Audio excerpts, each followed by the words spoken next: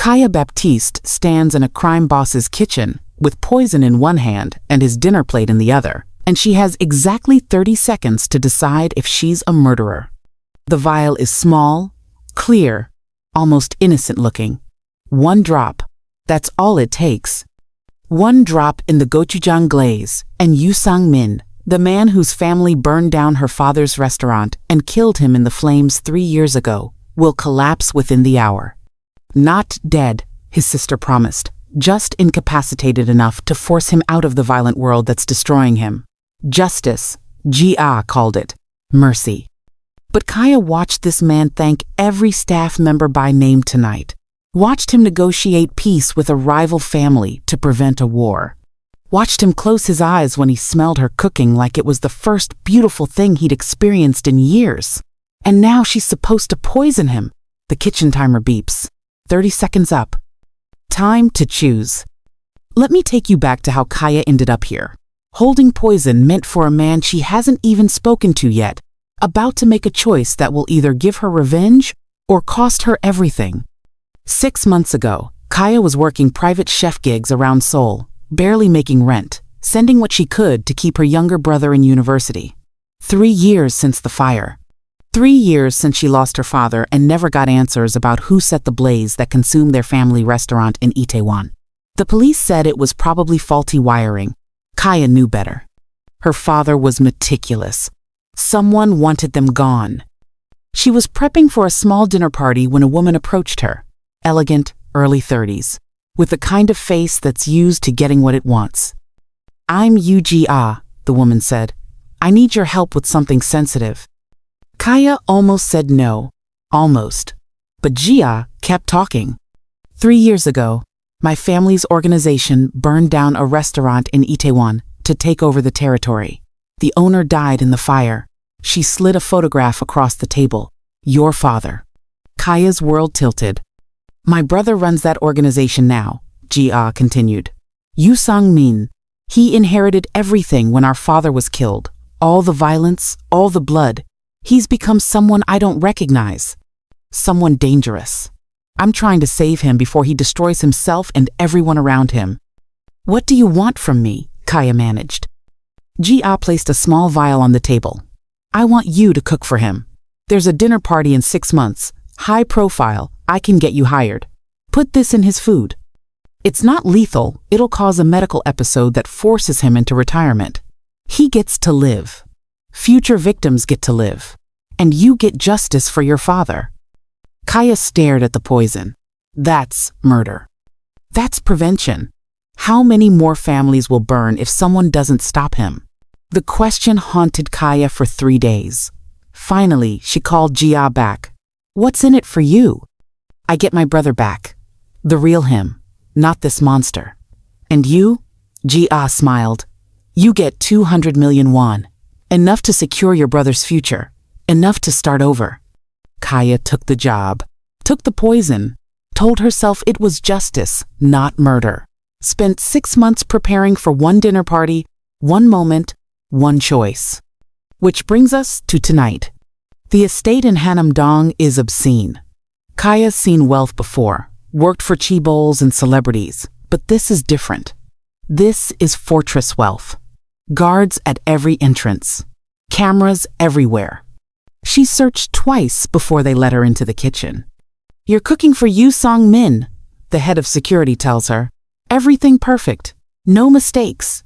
He's," the man pauses, "particular." Kaya nods, doesn't trust her voice. The poison is in her bag, hidden in a bottle of vanilla extract. Security didn't check it. Why would they? She's just the chef. The kitchen is beautiful, professional grade everything, and completely empty. She works alone, which is what she needs. The menu is traditional Korean with modern touches. Appetizers, soup, main course, dessert. She's been practicing for weeks. She's halfway through prep when he walks in. Kaya doesn't know it's him at first. Just a man. Tall, lean, and except for the exhaustion around his eyes. "You're the chef," he says. Not a question. "Yes." "It smells incredible. What are you making?" She tells him. galbi jjim for the main, braised short ribs with her own spice blend. He asks questions, genuine curiosity, not interrogation. Asks about her training, her influences. When she mentions her Ghanaian father taught her to layer flavors, something in his face softens. Fusion cooking, he says. Taking the best of different worlds and making something new. That's brave. Or desperate, Kaya says before she can stop herself. He laughs, surprised. Aren't they the same thing? Then he thanks her. Actually thanks her. I don't get to eat food made with care very often. This is, he hesitates. Nice. Thank you. He leaves. Kaya stands frozen. That's him. That's the monster. Except he didn't seem like a monster. He seemed lonely. She keeps cooking. The dinner party starts. She can hear voices from the dining room.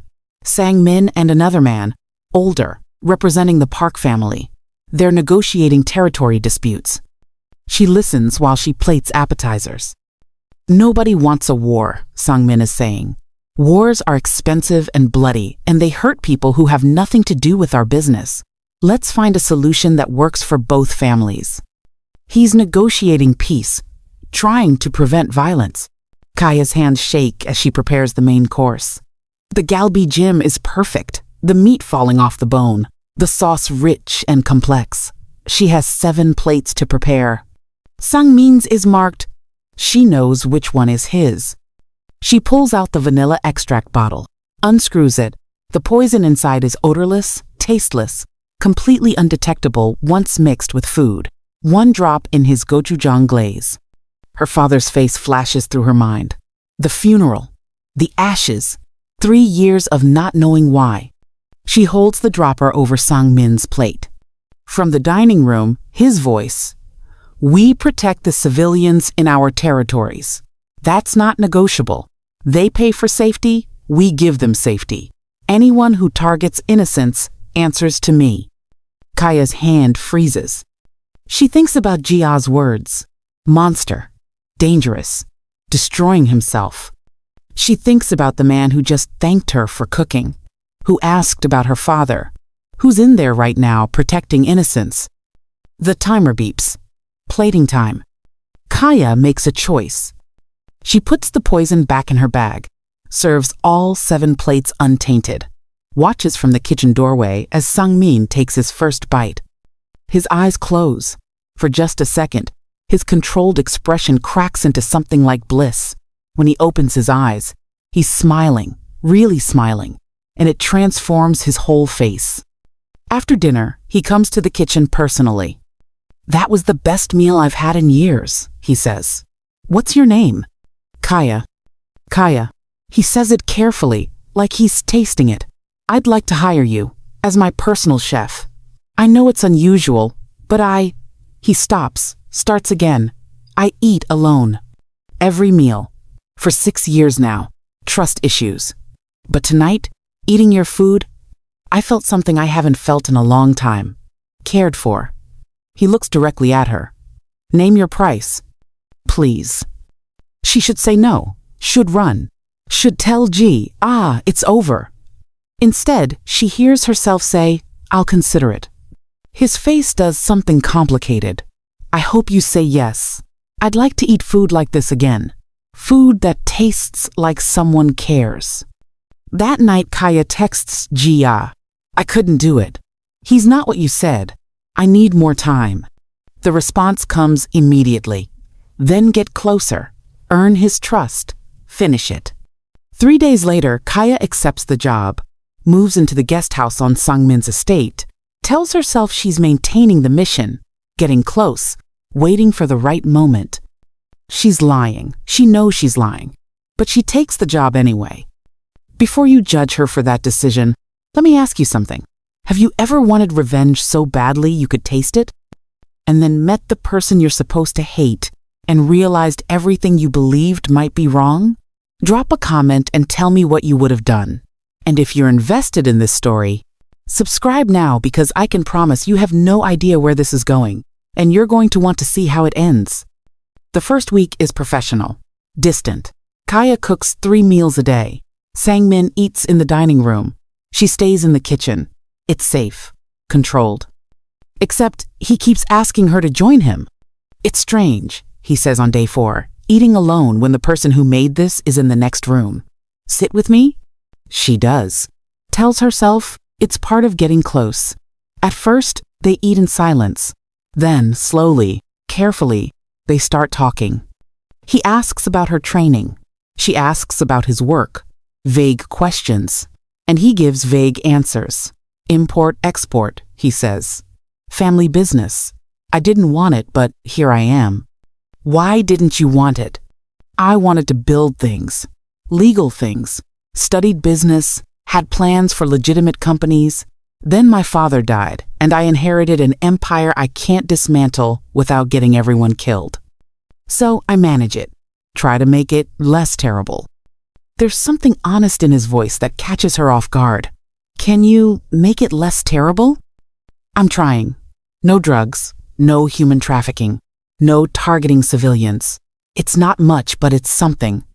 She wants to ask about the fire, about her father, but she's not ready for those answers yet. The second week, things shift. Teach me to cook, he says one morning. You have a personal chef. Why do you need to cook?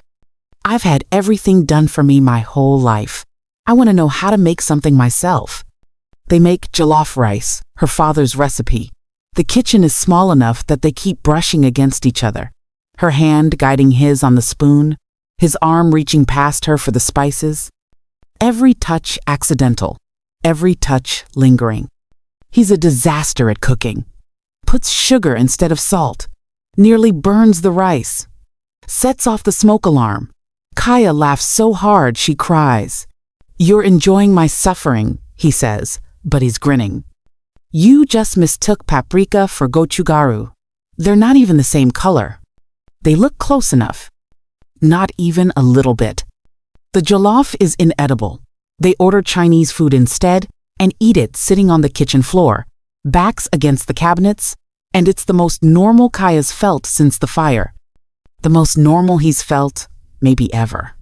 Why do you eat alone, she asks. He's quiet for a long time. My father was poisoned. At a dinner, I was in Seoul when it happened. Got the call that he was dead. After that, he stops. I couldn't trust anyone. Didn't know who was loyal, who wanted me dead, who was waiting for an opportunity. So I ate alone, slept alone, lived alone. Safer that way. That sounds lonely. It is. Is that why you hired me? Because I'm an outsider? Maybe. Or maybe I just really liked your Galbi gym. He looks at her. Why did you take this job? The truth. She can't tell him the truth. I needed a fresh start. Somewhere I could disappear. I understand that. But Kaya, you're not disappearing anymore. You're the most visible thing in my life. The air changes. He's looking at her mouth. She's looking at his. Neither moves. Finally he stands, offers her a hand up. It's late. You should rest. She takes his hand. The touch shoots electricity up her arm. When she's standing, they're close. Too close. And for a second, she thinks he's going to kiss her. He doesn't. Steps back. Good night, Kaya. Good night. She lies awake in the guest house, thinking about his hand in hers. The poison is in her closet, untouched. She should use it or throw it away. She does neither. Week 3. Kaya notices Sang Min isn't sleeping. She can see it in his face, the exhaustion settling deeper. One night, she makes him samgyetang, ginseng chicken soup, traditional Korean remedy for exhaustion and stress. When she serves it, he just stares. What's wrong? She asks. My mother used to make this. When I was young, before everything got complicated. Eat, Kaya says gently. He does. After, he catches her hand before she can clear the dishes. Why do you care? Really, I'm just your employer. Everyone deserves to be taken care of. I'm not everyone. He stops. You know what I am. What my family does. I know you're tired. I know you're trying to do better than what you inherited. I know you thanked every single staff member at that dinner party by name. That matters. Does it? His thumb brushes across her knuckles, gentle, questioning. Does it matter if I'm still part of something terrible? You're not your father's sins. He looks at their joined hands. I want to believe that. Neither of them pulls away. They stay like that, hands connected across the table, until Kaya's heart is hammering so hard she's sure he can hear it. Finally, she stands. You should sleep. Will you stay? Just sit with me until I fall asleep. I sleep better when you're close. It's a terrible idea. She sits with him anyway, on the couch in his study while he lies down, her hand in his, and she watches him finally relax into sleep. She should leave. Instead, she stays all night, dozing in the chair, waking whenever he stirs, and in the morning when he wakes and sees her still there, the look on his face is worth every minute of discomfort. You stayed. You asked me to. Thank you. He hasn't let go of her hand. Week 4, everything accelerates. It's 2 in the morning when Kaya hears movement in the kitchen. She finds Sang Min there, staring at the refrigerator like it holds the secrets of the universe. Can't sleep again? She asks. Sorry, did I wake you? No, come on, sit. She makes ramyeon, instant noodles, but makes them special. Adds vegetables, soft-boiled eggs, sesame oil. They eat sitting on the counter, legs dangling. This is the most ridiculous thing I've ever done, he says. Sitting on my own counter eating instant noodles. When's the last time you did something ridiculous? Honestly, I don't remember. That's sad. I know. They talk about everything and nothing. She tells him about growing up half Ghanaian, half Korean, never quite fitting anywhere. He tells him about the weight of expectations, being groomed for leadership in a world he never wanted. Can I ask you something? He says. Maybe. Why did you really take this job? She freezes. Because the money is good. There's more to it than that. You're too talented to be cooking for one person. You could work anywhere. Maybe I like cooking for one person. Maybe it feels important. Do I feel important? Yes, she admits. You do. He sets down his bowl, turns to face her fully. Kaya, I need to tell you something. What? I think about you constantly. When you're cooking, when you're not here, when I'm supposed to be working. Every time I close my eyes, I see you in my kitchen, and it's the only thing that feels real anymore. And I know that's wildly inappropriate given that I'm your employer and you're just trying to do your job, but he stops. Tell me I'm not imagining this. Whatever this is, her heart is racing. You're not imagining it. Then tell me to stop and I will. Tell me this is just professional and I'll never mention it again. She should tell him to stop, should remember why she's here. Instead, she says, don't stop. He kisses her, soft at first, questioning, and when she kisses back, it deepens. His hand cups her face. She threads her fingers through his hair. The ramyeon goes cold, forgotten. When they finally break apart, they're both breathing hard. I've wanted to do that for weeks, he admits. Me too. What does this mean? I don't know, but I don't want to stop. They don't sleep together that night, but the line is crossed, erased, obliterated. Week 5. The tension builds until Kaya feels like she's going to combust. They kiss constantly, in the kitchen while she cooks, in the hallway, against the wall outside his study, his hands on her waist while she stirs sauce, her fingers unbuttoning his collar because you're too formal for cooking, grazing his throat, feeling his pulse race. One afternoon, she's making chocolate ganache and gets it on her thumb, licks it off without thinking, looks up to find him staring at her with dark eyes. What? She asks. You can't do things like that. Like what? He crosses to her, runs his thumb across her bottom lip where there's a trace of chocolate, like that. The air is electric. She parts her lips. He slips his thumb into her mouth. She closes her lips around it, watches his pupils dilate. Kaya. His voice is rough. Yes? I want you. I have wanted you since the moment you slapped that bowl out of my hand at the dinner party. Tell me you want this too. I want this. Are you sure? Because once he stops, I don't think I'll be able to stop wanting you. I'm sure. They make it to his bedroom. Barely. Clothes come off in a trail from the kitchen. He touches her like she's precious, like he's memorizing every inch. She maps his scars, the old burn on his wrist, the knife wound on his ribs, all the violence his body has survived. When he moves over her, into her, it's slow and intense, and she feels it everywhere. Not just physical, emotional, devastating.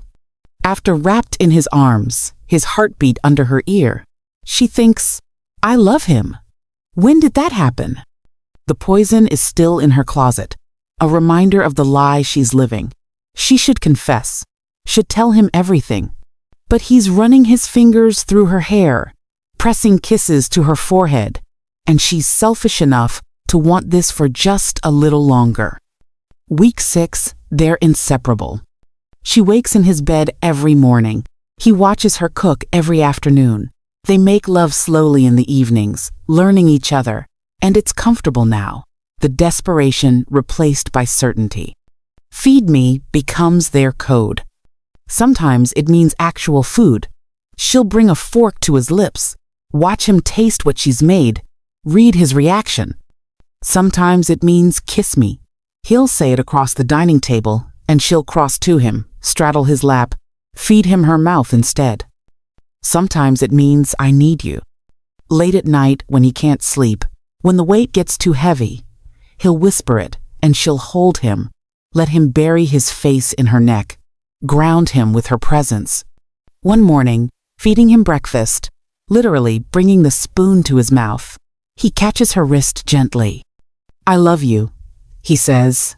I know it's fast. I know it's complicated, but I love you, Kaya. She should tell him the truth. About Gia, about the poison, about everything. Instead, she says, I love you too. She does. God help her, she does. And that's the problem. That night, she tries to throw away the poison. Stands over the toilet with the vial in hand. Can't do it. It's evidence of her original intent. Proof of her betrayal. She hides it back in the closet, behind her shoes, out of sight. Out of sight. Not out of mind. If you're screaming at your screen right now because you know this is going to go horribly wrong, good. Your instincts are correct. Hit subscribe so you don't miss the absolute chaos that's about to unfold. And maybe drop a like if you think Kaya should have told him the truth from the start. 70% of you are watching without subscribing, and honestly, that's just rude to everyone involved in this disaster. Week 7. Not part of the original 6 weeks, just life continuing. And Kaya is starting to believe maybe this could work. Maybe she could have this. Maybe the poison can stay hidden forever and she can just be happy. She's cooking dinner, something elaborate because Sang Min mentioned missing his mother's japchae when his head of security enters the kitchen. Miss Mensa. A word? She follows him to Sang Min's study. Sang Min is there, face unreadable, and on the desk between them is a small vial. Her vial. The poison. Her world stops. We do routine security sweeps, the guard says. Found this in your closet, hidden. Sang Min dismisses the guard with a gesture. They're alone. What is this? He asks quietly. Kaya can't speak. Can't breathe. Don't lie to me. His voice is still quiet, but there's steel underneath. What is this, Kaya? The truth comes out in a flood. Your sister, 6 months ago, she told me your family killed my father, that you ordered a fire that burned down our restaurant 3 years ago. She gave me that poison, asked me to put it in your food at the dinner party, to incapacitate you. She said it wasn't lethal, just enough to force you into retirement, to save you from yourself and prevent more violence. His face has gone completely blank, and you agreed. Yes. So everything, the cooking, the dinners, us, that was all part of the plan. No! I couldn't do it. At the dinner, I had the poison ready and I couldn't. You weren't who she said you were. But you kept it, kept the poison, kept lying to me for 7 weeks while his voice finally breaks, while I fell in love with you. I fell in love with you too. That's why I couldn't use it. You were supposed to kill me, but I didn't. Silence, heavy and terrible. Did your family kill my father? Kaya asks, voice shaking. Sang Min closes his eyes, breathes. When he opens them, there's pain there, deep and old. My father ordered it 3 years ago. I didn't know about it. I was in Seoul, trying to stay out of family business, studying for my MBA. When he was killed and I inherited everything, I found records of things he'd done, fires, disappearances, violence I never knew about. Your restaurant was listed. He looks at her. I can't undo it. I own it now. Everything he did, I'm responsible for. Did you know who I was when you hired me? No. I swear. He laughs bitterly. I just liked your food. Liked you. Thought maybe I'd found something real for once in my life. You did. This is real. How can I believe that? You came here to poison me. You've been lying for 7 weeks. I stopped lying the moment I fell in love with you. Everything after that first night has been real. But the poison is still here. Still in your room. You never threw it away. Never told me. Just kept the option available in case you needed it. The truth of that hits her. I couldn't throw it away. It felt like admitting what I almost did. Like making it real. It is real, Kaya. You almost killed me. But I didn't. She's crying now. I chose you. Every day for 7 weeks, I chose you over revenge. Only because you hadn't used it yet. He picks up the vial. If my security hadn't found this, would you have ever told me? Yes. When? I don't know. Soon. I was trying to find the right moment. There's no right moment for this. He sets the vial down carefully. I need you to leave. Sang Min, please. I can't. He stops. I can't look at you right now.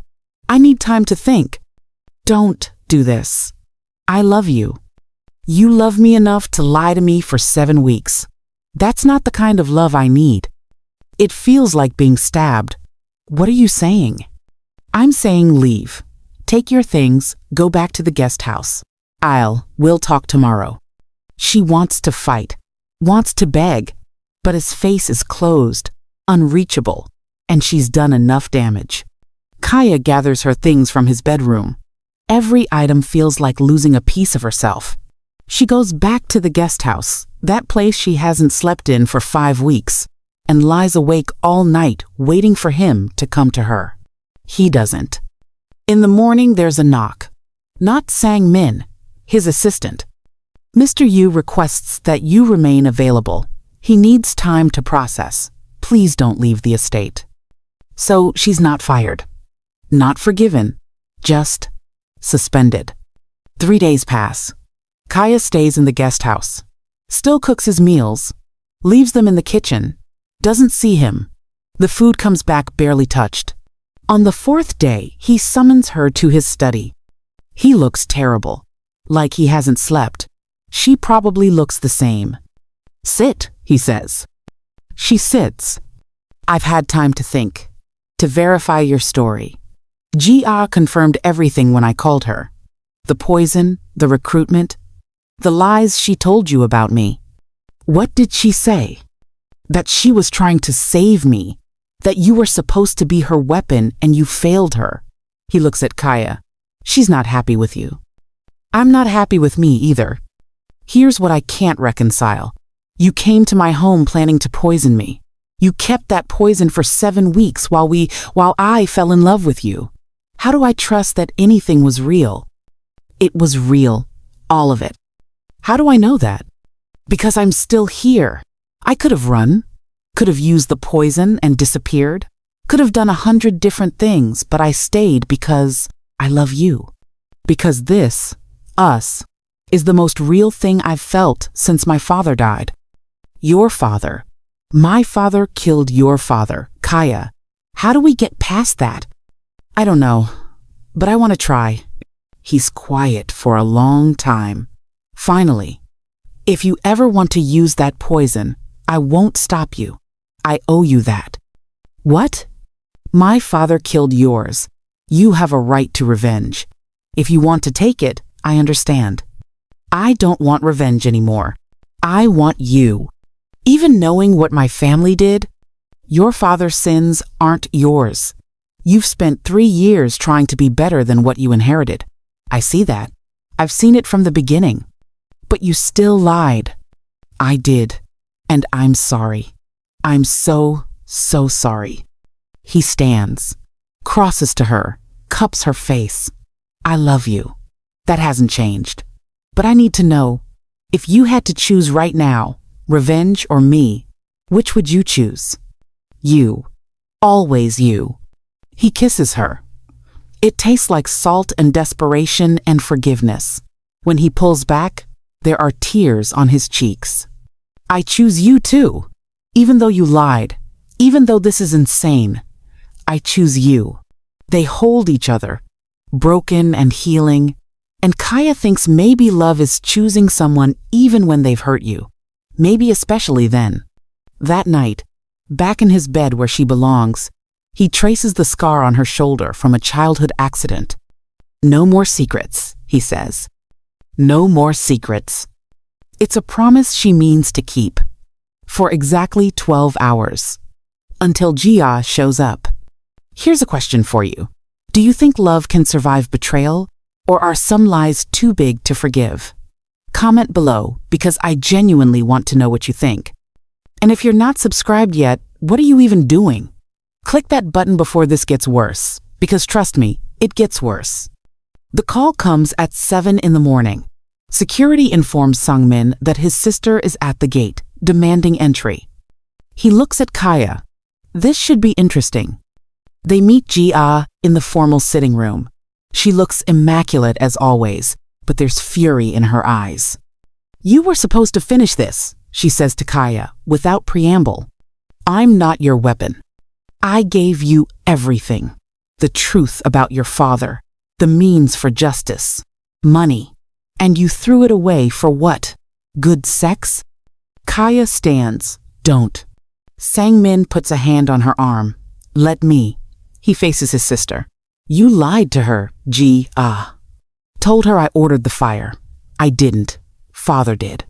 And you know that because you were the one who found the records after he died. Ji-ah doesn't deny it. The details don't matter. You're still running his empire. Still perpetuating the violence. I'm trying to dismantle it. Legally. Without getting everyone killed. You've been saying that for 3 years, and nothing's changed. Everything has changed. No drugs, no trafficking, no civilian targets. I've reduced violent incidents by 40%. I'm transitioning assets to legitimate businesses. It takes time. You don't have time. Every day you're in this world, you become more like him. That's your fear talking, not reality. Ji-ah turns back to Kaya. And you fell in love with the man whose family killed your father. How does that feel? It feels like choosing a future over a past I can't change, Kaya says. Your brother isn't responsible for what his father did. He benefits from it. And he's trying to do better. That should matter. It doesn't matter if he's dead. Ji-ah's voice rises. Do you know how many attempts there have been on his life in the last 3 years? 17. 17 times someone has tried to kill him. One of these days they'll succeed and I'll have to bury my brother because he's too stubborn to walk away. The room goes quiet. Sang Min's voice is gentle. Is that what this is about? You're scared. Of course I'm scared. You're all I have left. Then trust me. Trust that I know what I'm doing. I trusted you for 3 years and you're still here. Still in danger. Still... She stops. Still alone. Until her. Yes. Until her. Ji-ah looks between them. You really love her. I really love her. And you, to Kaya. You love him. I do. Even though his family killed your father. Even though. Ji-ah sits down heavily. I don't understand. Kaya sits across from her. My father is dead. Nothing I do will bring him back. I can spend my life hating your brother for something he didn't do. Or I can choose to build something new. I'm choosing new. And if I can't accept that? Sang Min answers. Then you leave. I'll give you money, safety, resources. But you don't get to control my life anymore. You don't get to manipulate people into trying to poison me. You don't get to decide what's best for me. I'm your sister. And I love you. But this ends now. Either you accept that I'm making my own choices, including choosing Kaya, or you go. Ji-ah is silent for a long time. Finally she stands. I can't watch you destroy yourself. I'm not destroying myself. I'm finally building something real. With a woman who came here to kill you. With a woman who chose not to. That's the important part.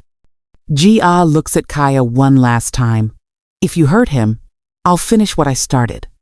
If I hurt him, Kaya says steadily, I'll deserve it. Ji-ah leaves. They watch her car disappear down the long driveway. Well, Sang Min says, that went better than expected. She didn't try to actually kill us. That's something. She loves you. She'll come around. Maybe. He pulls Kaya into his arms. Or maybe she won't. But I meant what I said. I choose you. And I choose you. They stand there, holding each other. And Kaya feels the last piece of her revenge fantasy crumble away. Her father is gone. The past can't be changed. But the future is standing here with his arms around her. And it's enough. 3 months later, and Kaya is still Sang Min's chef, still his partner, still the only person who sees him as just a man instead of a crime boss or a legacy or a target. She's transformed the kitchen into their sanctuary. Every morning starts the same. She cooks. He watches. It's their ritual. What are you making? He asks, arms around her waist from behind, chin on her shoulder. Jollof rice with kimchi. Fusion. That sounds terrible. You said that about the last 3 fusion dishes I made, and you loved all of them. Fine, let me taste. She brings a spoonful to his lips. He tastes, eyes widening. That's perfect. Like us. Exactly like us. He turns her around, kisses her deeply. Feed me. I just did. Not food. His hands slide down her sides. You. She laughs, pulls him closer. You're insatiable. Only with you. They make love in the kitchen, morning light streaming through windows. And it's comfortable now. Easy. The kind of intimacy that comes from choosing each other every single day. Later, eating the jollof at the counter, Kaya looks at the man she was sent to poison and feels nothing but love. Do you ever regret it? Sang Min asks. Not going through with it? Never. Not even knowing what my family did? Your family isn't you. You're the man who negotiates peace, who thanks the staff, who holds me like I'm precious. She takes his hand. You're the man I choose every day. Every day, he echoes and kisses her knuckles. The poison is gone now, disposed of properly, finally. But sometimes Kaya thinks about that night in his kitchen, holding that vial, making the choice that changed everything. She chose mercy over revenge, love over hate, a future over a past. And every single day since, she's chosen him. Sang Min sets down his bowl, pulls her into his lap.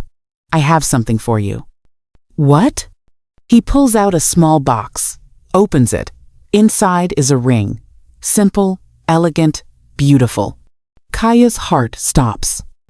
I know we're not conventional, he says. I know my world is dangerous and complicated and you deserve better. But I also know I want to wake up next to you for the rest of my life. I want to fight with you and for you and beside you. I want everything. He takes her hand. Marry me. Make this official. Make this forever. She looks at the ring, at him, at the life they've built from lies and truth and stubborn hope. Yes. Yes to all of it. He slides the ring onto her finger, kisses her like she's oxygen. And Kaya thinks about her father, wonders if he'd understand, hopes he would. She chose love. She chose life. She chose the man who was supposed to be her enemy and turned him into her home. That night, in bed, wrapped around each other in the dark, Sang Min asks, "What are you thinking about?" "How I came here to poison you and ended up saving myself instead." "We saved each other." "Yeah, we did." He kisses her forehead. "No more secrets?" "No more secrets. Just us." "Just us," he agrees, "forever." And Kaya falls asleep in the arms of the man whose family killed her father, the man she was supposed to destroy, the man she loves more than revenge, more than justice, more than anything. In the end, the poison stayed unused. The revenge stayed untaken. And Kaya learned that sometimes the bravest thing you can do is choose love over hate. Sometimes the strongest thing is feeding someone instead of destroying them. Sometimes the most powerful thing is saying, "I was supposed to hate you, but I choose to love you instead." She was sent to be an assassin. She became a chef, a partner, a future wife. And every meal they share is a reminder that love can bloom even in the darkest soil, that forgiveness can be stronger than vengeance, that sometimes the person who's supposed to be your enemy is actually your salvation. Kaya feeds him. He feeds her. Not just food, hope, healing, home. And in a world built on violence, they chose to build something different, something gentle, something that tastes like gochugaru and ginger and love. If this story grabbed you by the heart and didn't let go, subscribe right now, because I have more stories that will absolutely wreck you in the best way. Hit that notification bell, drop a comment telling me what moment hit you hardest, and share this with someone who needs to believe that love can survive anything, even the worst betrayal. Thanks for listening.